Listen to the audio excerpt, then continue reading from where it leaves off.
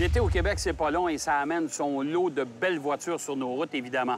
Mais les passionnés aussi de sport automobile sont aussi gâtés.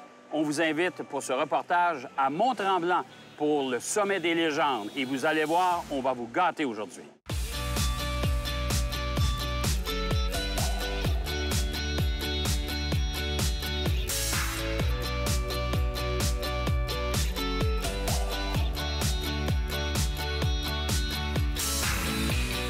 Chaque année depuis longtemps, des voitures légendaires se retrouvent sur le magnifique circuit de Mont-Tremblant.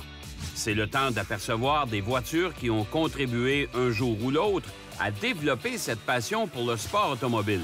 Cette année encore, plus de 105 compétiteurs sont allés s'amuser avec leurs véritables bijoux. À l'honneur, les voitures de la série historique Trans Am. L'on y retrouvait les AMC Javelin, Chevrolet Camaro, Ford Mustang et même Mercury Cougar. Toutes ces voitures ont donné de grands spectacles à la fin des années 60 et au début des années 70. Mon ami Michel Barrette ne se pouvait plus. Nous avons regardé une épreuve de cette série juste au haut de la montée, sous le pont. C'est toujours un spectacle unique.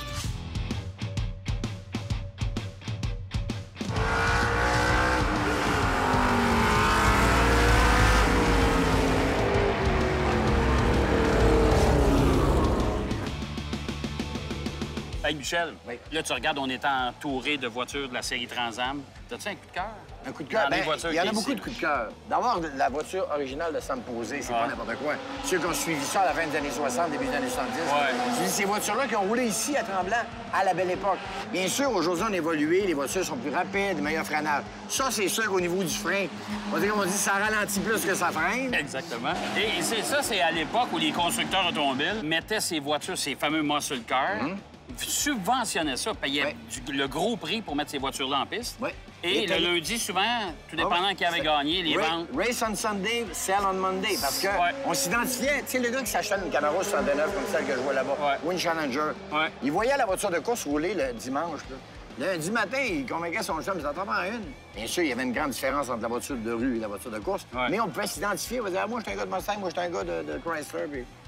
Mais moi, je te dirais que mon coup de cœur, c'est encore la Javelin. Ah oui, bien, c'est... Ça, là. Mais c'est parce que c'est surtout différent.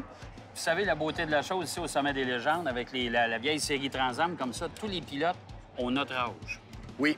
Et plus. Et plus. Et se souviennent, oui, parce qu'il y a des gars ici qui pourraient être mon père, puis quand ils voient sur la piste, c'est « Oh, tabarouette! » Comme quoi, il n'y a pas juste les genoux qui savent conduire des voitures. Hey, regardez ça, vous allez voir, il y a de quoi se gâter. L'an prochain, regardez ça. On va être là.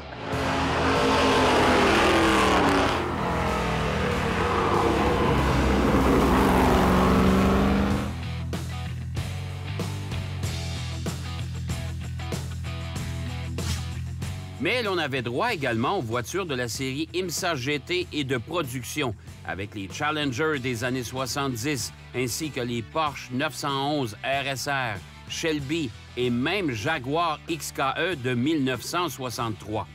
Et tous ces pilotes provenaient du Canada et des États-Unis, aussi loin que la Californie. Le Sommet des légendes se déroule chaque année à la mi-juillet.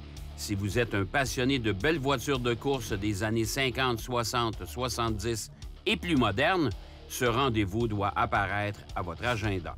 À l'an prochain. Cette émission vous a été présentée par Total Quartz et Ici Pneus, centre de l'auto. La semaine prochaine, à Propulsion, on va jouer dans le trafic, mais dans le confort. Petit problème avec la grosse brune et premier reportage sur Volkswagen au Pikes Peak avec une voiture électrique.